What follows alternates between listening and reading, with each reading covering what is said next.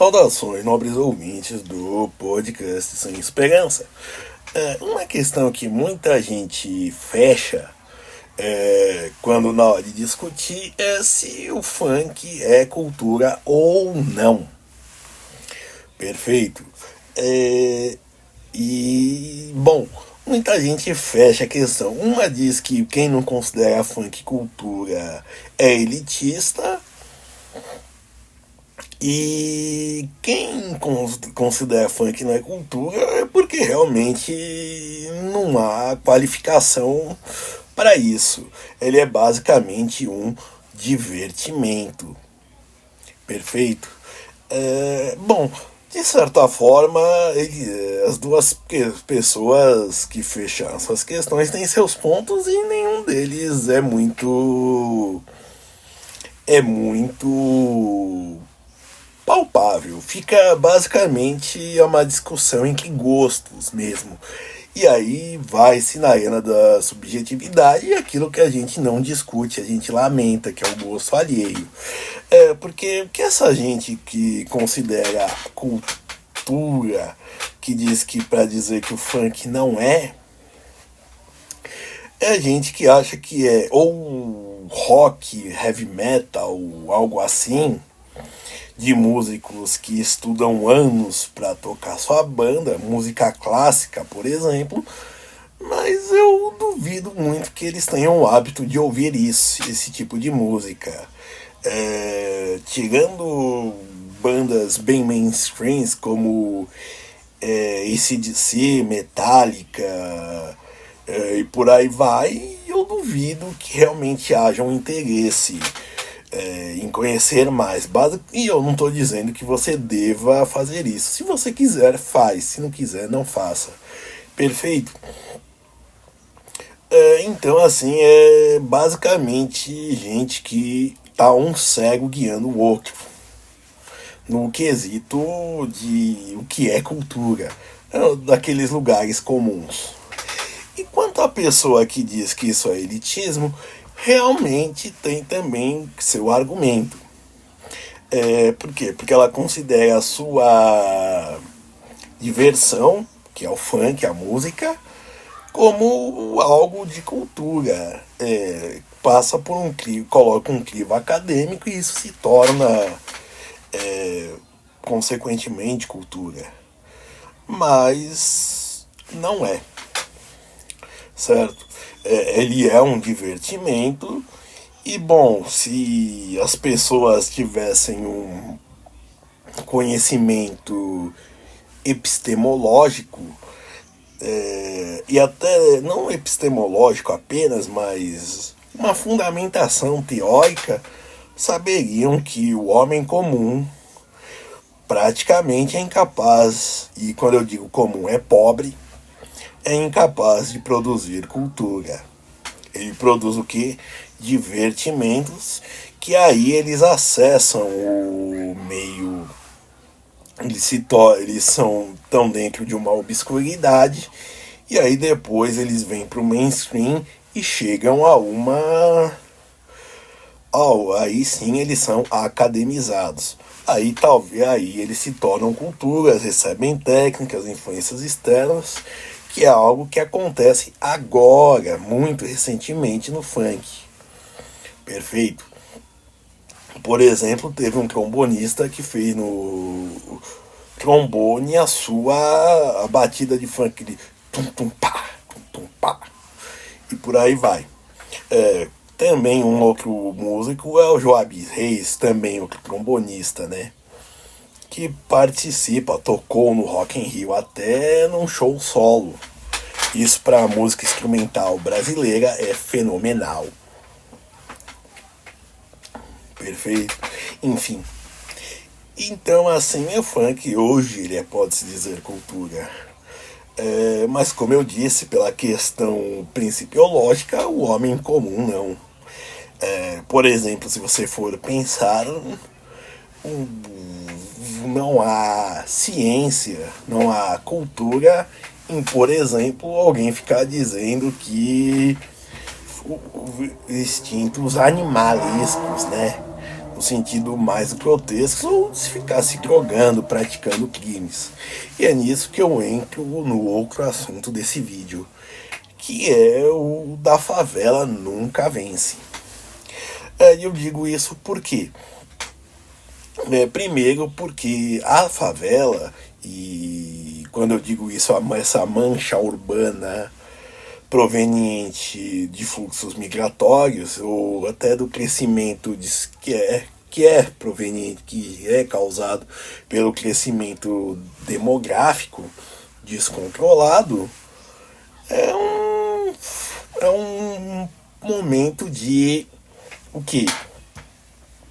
De exclusão, certo? Então, assim, de precariedade e até mesmo de ficar sem cidadania. E é daí que surge a anarcotirania, do qual eu já falei, onde você não tem como cidadão, você não paga impostos, e aí ou você paga para lucros, como por exemplo acontece no Rio de Janeiro, onde se as facções formaram feudos, certo?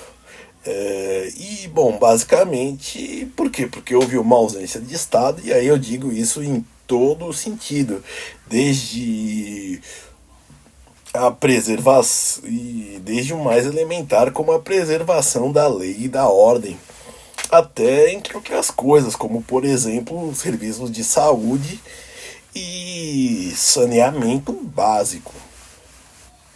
Perfeito. Não que, como eu digo, esses daí sirvam, mas eles exercem uma tirania sobre essas pessoas que vivem numa situação precária e, consequentemente, o que? Vai se criando um subestado. A pessoa não pode recorrer ao estado oficial instituído. O estado oficial instituído e, consequentemente, ela está presa nisso. Então é o que? É uma anarquia num sentido lá escrito do termo, porque não tem um poder constituído. Você tem basicamente gente usando a força para extorquir os outros. Não tem nenhum benefício em si para a população. Perfeito? E o termo, e aí você vê o que? Uma tirania, mas ela só te dá deveres, não te dá nenhum direito. Perfeito? E é nisso que diz. Você, por exemplo, é que nem tem gente que faz piada de gente combatendo o fascismo, né? Dizendo, vou combater o fascismo, o nazismo, o gaysismo e por aí vai. E aí bate na porta alguém cobrando a internet a gato, né? Um traficante cobrando a internet a gato. Então, assim, dessa precariedade, a gente vê o que? Que não há chance disso prosperar mesmo. Porque se você tem pouco, eles tomam o pouco que você tem. Se você tem muito, eles vão crescer mais ainda os olhos. Perfeito? Então, como eu disse, a favela, o favelado, porque a favela não tem como vencer, mas o favelado ele só vence quando ele adquire condições de sair da favela. Porque, e aí entra a questão do porquê não se pode, não é que não se pode, mas porque o governo brasileiro não declarou o Comando Vermelho PCC como organizações terroristas. A razão disso é o seguinte: se eles forem reconhecidos como organizações terroristas, eles têm que ter um tratamento institucional diferente de meras organizações criminosas. Por exemplo, se você for pensar que, por exemplo, Imagine que você quer, para você acabar com uma gangue, é você prender algo, digamos, tenha 20 pessoas, você prende umas 5 7 e o resto se desbaratina, entendeu? Por exemplo, se torna uma questão de polícia mesmo, de prender pessoas. E isso daí, e bom, se você trata como uma organização terrorista, aí fica bem mais complicado. Por quê? Porque significa admitir que eles têm territórios, e não é que não tenham, que o Estado oficial instituído perdeu o controle nessas porções de território. A questão disso daí pode ser mera negação dos governantes em si. Contudo, isso quer dizer uma coisa muito importante. Uma coisa extremamente importante, que é o seguinte: se eles admitirem isso, significa que eles perderam o controle. E para piorar, não só no caso do Rio de Janeiro, mas praticamente de todo o país, você vai ver que eles perderam o controle do que? Das capitais, certo? Imagine que nem, por exemplo, você for ver no caso do assassinato daqueles médicos, foi na beira da praia praticamente que eles foram assassinados por milicianos. Ou então, no caso daquele delator, se não me engano, Felipe Slittenbar, que foi morto no aeroporto de Guarulhos. Então, assim, imagine um estrangeiro chegando em São Paulo, no Brasil, e ele é recebido, né, por um tiroteio. Então, assim, seria admitir que além de você ter perdido o controle das cidades, de territórios, melhor dizendo, seriam simplesmente os territórios mais ricos do país.